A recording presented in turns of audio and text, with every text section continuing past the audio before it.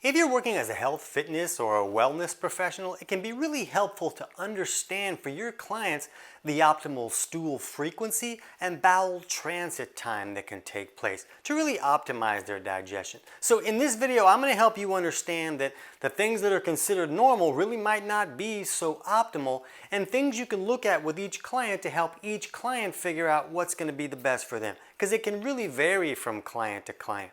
And we'll dig into some studies here, and I'll put the links to these studies in the description below this video if you want to dig into those a little bit further. And just keep in mind that I'm not a doctor. I'm not giving you medical advice to give to your clients. I'm just a comedian turned nutrition author, because when I lost my voice for 8 years, 23 different doctors couldn't help me figure that out. So I had to dig for my own answers. So now we teach health professionals the things that I learned about helping clients see real results instead of just covering up symptoms. So when we're looking at bowel transit time, that's really just about how long does it take when your client puts this in his mouth for it to come out the other end. And there's a lot of opinions out there about what's the optimal bowel transit time, and the medical information will tell you that it's anywhere from 12 to 72 hours if an individual is not constipated. And if they're constipated, it could be even longer, and that would still be considered normal. But being constipated is not normal. Just because it's common doesn't mean that it's very optimal. So when we're looking at all of these times and stool frequencies, we need to understand that most people today are really not that healthy. They're really not doing things that are right for their body. So when we're seeing things like a bowel transit time that's 72 hours and that's considered common, that really does not mean that it's optimal. So what we want to look at is, how do you check this with a client? And there's tests that a doctor can run with the client, but they have ways that they can get an idea of what's going on at home. So you can just tell a client to do a few different things. They can either eat some red beets with a meal, or with a meal they could take 4 activated charcoal capsules. And this is a supplement that we use for some things, for some clients, and we usually have them take this away from food. But for this stool transit test, we really want to have them take it with food. Or a person could just take 2 tablespoons of sesame seed in a little cup of water and then just drink that down without chewing it up. So with any of these things, a client can just do this and then watch the clock and see how long until these things show up in the stool. So they really need to watch their stool. They need to be a stool gazer to see when is this going to come out. And one nice thing about the sesame seed version of this test is that a client can see when do the sesame seeds start to come out, but then they could also see, do they continue to come out like days later, and that can be an indication that, well, here's the initial transit time, but not everything is moving through as it should. Some things are lagging behind, and that can give some indications of things that are not working optimally. So one thing we also want to consider is this test really needed with all clients? If a client's pooping once a week, do we really need to know what their stool transit time is? No, it's really slow. It's not working correct. Things need to be corrected if someone's only having a bowel movement once a week. So doing this test in that scenario may not really be needed. And the stool frequency is not always going to line up with the bowel transit time. Sometimes an individual can have other things where things are moving very slow through the system, but they could be having some chronic diarrhea issues or something. We'll talk about that in a second. But when it comes to stool frequency, we'll look at this study on assessment of normal bowel habits in the general adult population. And this study helped us see that, well, it's kind of normal if a client has anywhere between 3 bowel movements a day and 3 bowel movements a week. So that's a really wide range of things that could be going on now. So what we want to look at is what's really optimal. Because if things are moving through too quickly, now your client doesn't really have time to assimilate the nutrients in the food that they're eating. That's why we eat food, is to get the nutrients out of that food. And if things are moving too slowly, well, now the client is likely reabsorbing the toxins and the waste that's supposed to be going out of the body, and that has the ability to create a big burden for the body. So we don't want any of these things going on, so we want to look at the other factors that can dictate how quickly this stool is going to move through the system. So one thing we want to think about is hydration and electrolytes. a lot of clients are just not going to be drinking enough water because their mineral and electrolytes are very low. So if they drink a lot of water, they feel really lousy because they're basically washing out the small amount of minerals they have in the system. Minerals are very important for a lot of bodily functions. So they'll just kind of gravitate away from drinking water. And now there's not enough water to send to the bowels, and things start to get dry and hard and difficult to move, and everything will move a lot slower. So we need to look at a client and see, well, what are their electrolyte levels and how much water are they drinking? But we don't want to force them to just drink a gallon of water every day if they don't have enough electrolytes to qualify to increase their water intake. So we want to look at these factors with clients to understand what's optimal. So from my point of view, the optimal bowel transit time for stool to move through is going to be between 18 and 36 hours. And a lot of natural experts are going to tell you, between 12 and 24 hours. But think about this, if someone's just having a bowel movement once a day in the morning, and they do this test at like 6 o'clock at night, then by the next morning it may not be there yet. These sesame seeds or whatever they use to test may not be there yet, so it might not be until the next day. So it might be 36 hours. So if somebody's just having one bowel movement per day but everything else is working well, I'm okay with that. And when we're looking at the stool frequency, let's look at this study here on association of stool frequency and consistency with the risk of all-cause and all-specific mortality among U.S. adults. And this study just looked at, well, let's see how often somebody's pooping in a week, how many times do they poop in a week, and then let's line that up with who's dying for any reason.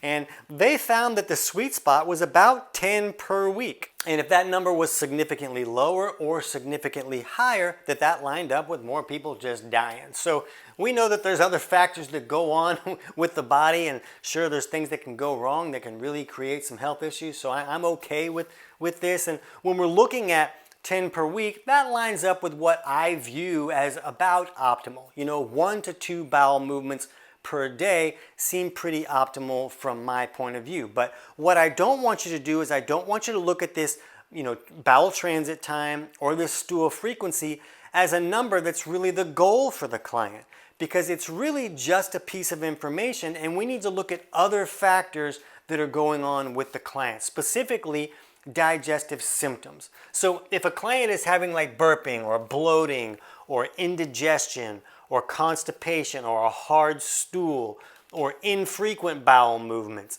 or acid reflux or pain or discomfort after eating, all of these particular symptoms are usually going to be signs of a client that is dealing with low stomach acid issues. They don't have the ability to acidify their food correctly so that they can break it down. So that food has to break down by process of rotting and fermenting, and it can create a lot of trouble. Now, a lot of these symptoms can come about from other things that we're going to talk about here in just a second, but these are usually going to be associated with a lack of stomach acid, because a lot of the things move through the digestive tract at a pace according to their acidity level. So if that bolus of food is way too acidic, it'll move through too quickly. And if it's way too alkaline, it will move through too slowly. So if they're having symptoms like nausea or diarrhea or soft or loose stools, or maybe a stool that's too frequent, or a light colored stool, or maybe skin or acne issues, or a greasy stool, like they're leaving skid marks on the stool when they're having a bowel movement. All of these are often signs of a lack of bile flow, where bile has become too thick and sticky to flow correctly out of the gallbladder. And both of these things are very important for that digestive process. We really need that stomach acid there, and we really need bile coming down into the duodenum and helping to neutralize the acids that came from the stomach, helping us break down our dietary fats correctly, and triggering other things from the pancreas like bicarb to help neutralize the acids as well. So we need all of those sides of digestion working correctly. And when you're having signs like this, some of those things are not working correctly. So if a client is really having major bloating issues, then I'm going to view that as more important than what their bowel transit time is. I'm going to view that as a bigger piece of information, because that's telling me that either they just can't acidify their food so that they can break it down, or that maybe there's some type of bacterial overgrowth either in the stomach or the small intestine that's creating some of this havoc. So I'm not going to use this bowel transit time or stool frequency as the most important piece of information, I'm going to look at some of these other things. So I don't want you to have the main goal to have the client, oh man, you got to get 2 poops a day. You got to get 1.5 poops a day. That's not what we're looking to do. We're just using this as a piece of information to let us know what's going on with the digestive system, to understand what steps need to be taken to improve their situation.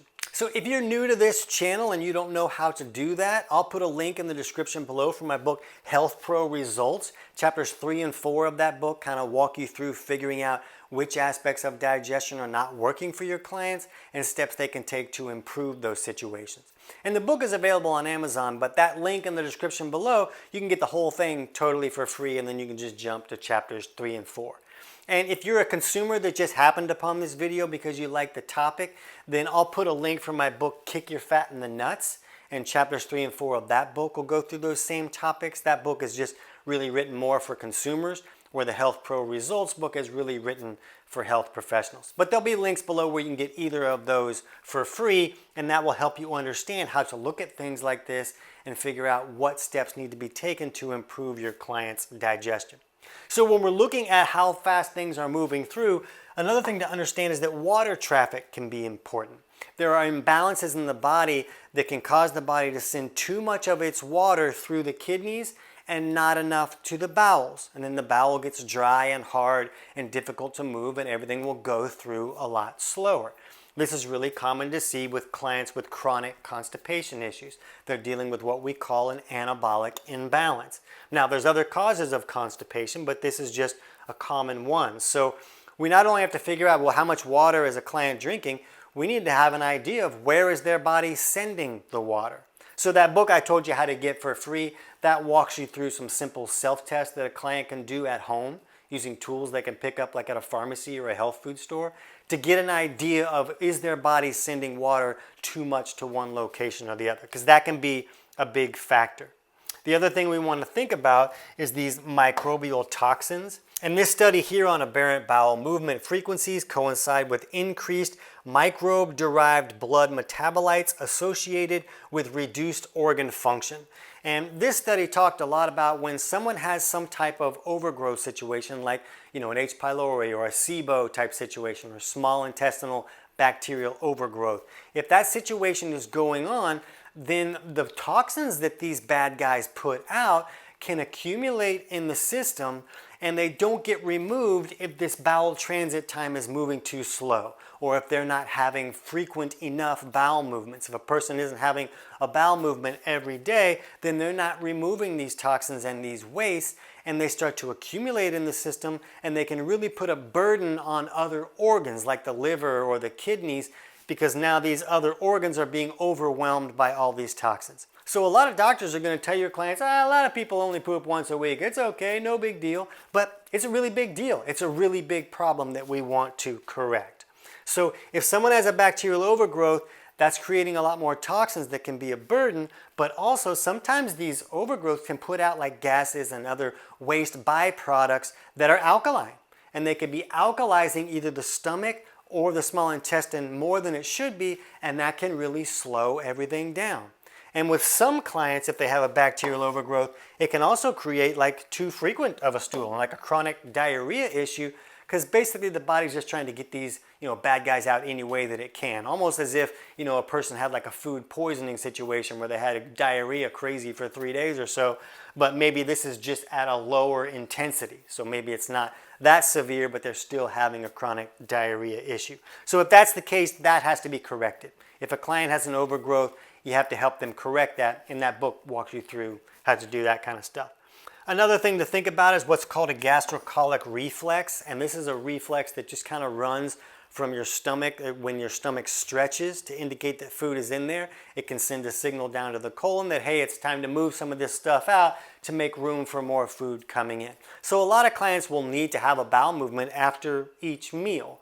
And when we're looking at papers, and I'll have some links in the description below, they kind of talk about, well, it's common to see this really get magnified and more frequent with issues like IBS and these other chronic diarrhea type issues. And they say that, well, it's a problem with this gastrocolic reflex that's happening too often. I just don't view it that way. I view it that there are other malfunctions going on that's triggering this too often. We talk in a lot of other videos about how there's even hormones like cholecystokinin and all these other things that kind of trigger processes of that digestive process into action.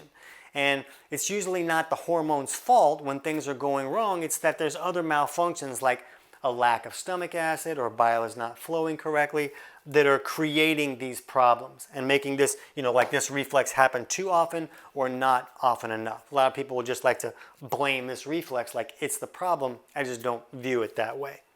And another thing to think about with clients is that there could be diet variations that are kind of affecting the speed that moves through the system. So if someone isn't having any fiber, maybe a client is doing a carnivore diet and they're not bringing in any fiber, that can reduce the frequency of the stool and also, the speed at which it moves through the system just because there's no fiber there. And a lot of people, when things are going too slow, they'll be like, oh, just increase your fiber. That's going to move things right out. Fiber does not fix chronic constipation. If someone's just on the fence and things are not moving well enough, a little bit of fiber can help things move along, but it's usually not the answer. So we just need to understand what's going on with the client's diet so that we can use that to piece together what should this bowel transit time or the stool frequency really be. Like if a client is electrolyte deficient and their stool is loose, then I view that as a really big problem because now everything's screaming through the system too fast for them to assimilate any of these minerals, and that's probably part of the reason why they're on this electrolyte deficient side. So it's really common to see chronic constipation with someone who doesn't have enough electrolytes because remember that they don't have the ability to break their food down correctly, and that's why things are moving slower. So a lot of studies that you look at on this topic, they're doing studies like, okay, we're going to look at the stool frequency, and then we're going to either speed it up with this laxative or we're going to slow it down with this, medication that slows down the stool. And then we're going to see what does their health tell us, does it improve or does it get worse? And that's not really the right way to view it. We got to look at all these other things that go on with the digestive symptom that are contributing to these health issues because of these malfunctions. The speed of the stool alone is not going to dictate what the health of the person is. We need to understand their ability to actually break the food down and get the nutrients out and the ability to remove the toxins correctly. So we want that digestive process working correctly. We don't want to just force it to speed up or slow down. So for stool frequency, I really want to see a client having a bowel movement every day. If they're not having a bowel movement every day, there's usually something going wrong. And I'm okay with clients having up to 3 bowel movements per day. If it's more than that, I want to look to see, well, are they electrolyte deficient? Are they showing signs of not having enough nutrients? And if they're having more than 3 bowel movements a day, then that's an indication to me that things are moving a little bit too quickly. Maybe even 3 bowel movements a day might be too quickly for a person who's really electrolyte deficient. But if a client is having 1 to 2 bowel movements a day, I usually view that as optimal, but I'm just using that as a piece of information. This frequency, whether it's infrequent or too frequent, is just a piece of information that I'm looking at with all these other things. I also want to look at anything else that's going on. So if I'm just looking at the frequency or the bowel transit time, it's because all of these other things are going okay. Then that becomes a more important piece of information. But if other things are happening, we got to look at the whole picture of that person to know what's really going to be optimal for them. So I hope that gives you some insights, and if you want to better understand how to help clients either slow down digestion or speed it up, you can jump over to our much bigger consumer channel right now and check out our video on how to slow down digestion or how to speed up digestion. I can't wait to hear about your results.